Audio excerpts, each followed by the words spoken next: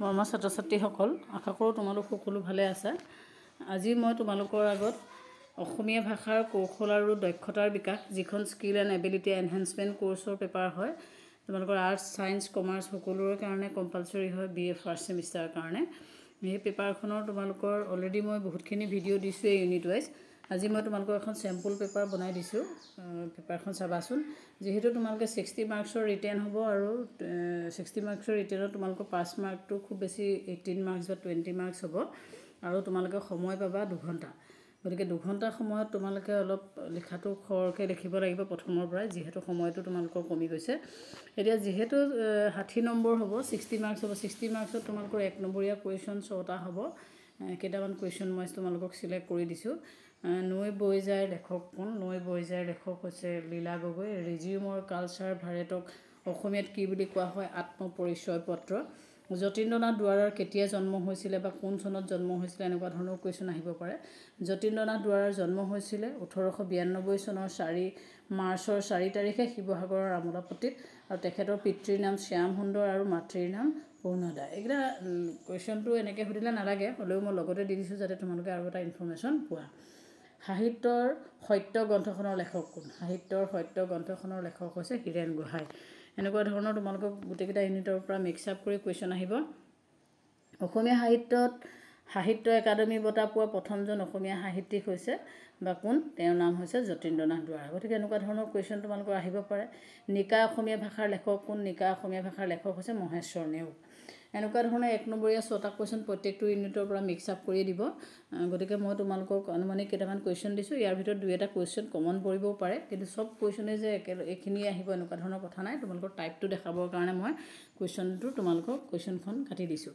এতিয়া তোমালোকৰ যিহেতু আগৰ পেপাৰখনৰ মডেলতে মই কুৱেশ্যনবোৰ কাটিছোঁ, যিহেতু তোমালোকৰ এতিয়া মাৰ্কছটো কমি আহিলে, কিন্তু বস্তুখিনি একেখিনিয়ে আছে টপিক ৱাইজ, ইউনিট ৱাইজ যিখিনি বস্তু দিয়া হৈছে। এতিয়া তোমালোকৰ 1 নম্বৰ ইউনিটটোৰ পৰা লং কুৱেশ্যন এনেকুৱা ধৰণে আহিব পাৰে। অসমীয়া ভাষালৈ অহা দেশীয় বা অনা আৰ্যমূলক শব্দ ভাণ্ডাৰৰ বিষয়ে আলোচনা কৰা, 8 নম্বৰমান আহিব পাৰে। বা তাৰ লগতে বেলেগ কুৱেশ্যনো আহিব পাৰে যে অসমীয়া ভাষাত প্ৰয়োগ হোৱা জ্যোতি চিহ্ন সম্পৰ্কে এটি আলোচনা আগবঢ়োৱা। বা সেই ইউনিটটোৰ পৰাই আৰু কুৱেশ্যন আহিব পাৰে যে তোমালোকে মহাবিদ্যালয়ৰ বৈঠকত সামাজিক মাধ্যমৰ ব্যৱহাৰ আৰু অপব্যৱহাৰৰ বিষয়ে প্ৰদান কৰিবলৈ যিটো বক্তৃতা অনুষ্ঠান কৰা হয়, সেই বক্তৃতা এটা প্ৰস্তুত কৰা, কেনেকৈ বক্তৃতা দিবা, তেনেকুৱা ধৰণৰ আহিব পাৰে। বা লগতে তাৰ লগত এনেকুৱা ধৰণৰ আহিব পাৰে ভাল লেখনৰ বৈশিষ্ট্যসমূহৰ বিষয়ে আলোচনা কৰা। গতিকে এইকেইটা তোমালোকৰ 1 নম্বৰ যিটো ইউনিটটোৰ পৰা আহিবলগীয়া কেইটামান কুৱেশ্যন বা যিকেইটা টপিক দিয়া আছে, টপিকৰ ওপৰত ভিত্তি কৰি মই কেইটামান কুৱেশ্যন কাটি দিছোঁ। তাৰপিছত 2 নম্বৰ যিটো ইউনিট আছে তোমালোকৰ অসমীয়া ভাষাৰ ব্যৱহাৰিক প্ৰয়োগ, তাৰ পৰা তোমালোকৰ এনেকুৱা ধৰণৰ কুৱেশ্যন আহিব পাৰে যে আবেদন পত্ৰ, গুহাৰি আৰু কাৰ্যাৱলী লিখাৰ সাধাৰণ কৌশলসমূহৰ বিষয়ে আলোচনা কৰা, 8 নম্বৰমান আহিব পাৰে। মহাবিদ্যালয়ৰ প্ৰেক্ষাগৃহৰ আলোক ব্যৱস্থা মেৰামতি কৰিবৰ বাবে ছাত্ৰ একতা সভাৰ সম্পাদক হিচাপে অধ্যক্ষলৈ এখন আবেদন পত্ৰ লিখা। বা সেই ইউনিটটোৰ পৰাই আৰু আহিব পাৰে যে নিজৰ অঞ্চলৰ পকী ৰাস্তা নিৰ্মাণৰ বিভাগীয় কৰ্তৃপক্ষলৈ আবেদন প্ৰেৰণ কৰা, বা প্ৰতিবেদন এটা প্ৰস্তুত কৰিবলৈ কি কি বিষয়ে গুৰুত্ব দিবলগীয়া হয় আলোচনা কৰা। গতিকে ইউনিট ৱাইজ বস্তুবোৰ তোমালোকে চাবা, যিহেতু প্ৰত্যেকটো ইউনিটৰ পৰাই মাৰ্কছ যেনেকৈ দিছে সেইটোৰ ওপৰত নিৰ্ভৰ কৰি আহিব। কিন্তু এতিয়া তোমালোকৰ মাৰ্কছবোৰ বাৰু এতিয়া কমাই দিব, যিহেতু 60 নম্বৰো হ'ব। গতিকে প্ৰতিটো ইউনিটেই তোমালোকৰ গুৰুত্বপূৰ্ণ হ'ব, প্ৰতিটো ইউনিটেই ভালকৈ পঢ়িবা। তাৰপাছত যিটো 3 নম্বৰ ইউনিটৰ পৰা এনেকুৱা ধৰণৰ কুৱেশ্যন হ'ব পাৰে। মই কেইটামান এনেকৈ ধৰণে দি দিছোঁ যে প্ৰবন্ধ এটা লিখিবলৈ কি কি দিশত গুৰুত্ব দিয়া উচিত, তোমাৰ মতামত আগবঢ়োৱা।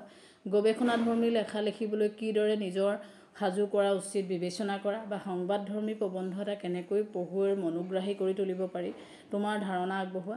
এনেকুৱা ধৰণে মই 3টা কুৱেশ্যন দিছোঁ, তাৰ যিকোনো 2টা কৰিলেই হ'ব। মুঠতে টোটেল তোমালোকৰ 60 মাৰ্কছ কৰিব লাগে নহয়। গতিকে তেনেকুৱা ধৰণে মই 6 মাৰ্কছমানৰ কৰি আল্টিমেট পেপাৰখন 60 মাৰ্কছৰ কাটি দিছোঁ। আৰু পৰীক্ষাটো চাগে তোমালোকৰ তেনেকুৱা ধৰণেই আহিব, যিহেতু চিলেবাছখনটো একেখনেই থাকিলে, কিন্তু বস্তুখিনি তোমালোকৰ মাৰ্কছটো কমাই দিলে। গতিকে এনেকুৱা ধৰণে অলপ মাৰ্কছবোৰ ক'ৰবাত কমাই তোমালোকৰ কুৱেশ্যন কাটিব। তাৰপিছত লাষ্টৰ যিটো ইউনিট আছে তোমালোকৰ, তাততো কেইবাজনৰ আছে। ইউনিটটো বহুত দীঘলীয়া ইউনিট। যতীন্দ্ৰনাথ দুৱৰা, হেম বৰুৱা, হীৰেণ গোহাঁই, ৰেণু শৰ্মা, বেণুধৰ শৰ্মা, ক্ষীৰোধৰ বৰুৱা। গতিকে যিকেইজনৰ ৰাইটাৰৰ কথা আছে, তেওঁৰ লিখনিৰ ওপৰত তোমালোকৰ এই ইউনিটকেইটা 4 নম্বৰ ইউনিটটো সন্নিৱিষ্ট কৰা হৈছে গতিকে সেই ইউনিটটোৰ পৰাও তোমালোকৰ তেনেকুৱা ধৰণে 14 নম্বৰ বা 15 নম্বৰ মানৰ কুৱেশ্যন হ'ব গতিকে সেই কুৱেশ্যনখিনি মই তোমালোকক একেলগতে লং কুৱেশ্যন এটা নিদি কেইবাটাও কুৱেশ্যন দি দিছোঁ 3টা তাৰ ভিতৰত 2টা কৰিলেই হ'ব অসমীয়া জাতীয় জীৱনলৈ হীৰেণ গোহাঁইৰ অৱদান শীৰ্ষক এটি অৱদান আগবঢ়োৱা বা আলোচনা আগবঢ়োৱা অসমীয়া বৈজ্ঞানিক পৰিভাষাৰ উৎপত্তি আৰু বিকাশ সম্পৰ্কে এটি আলোচনা প্ৰস্তুত কৰা এই পঢ়াশালীত আজি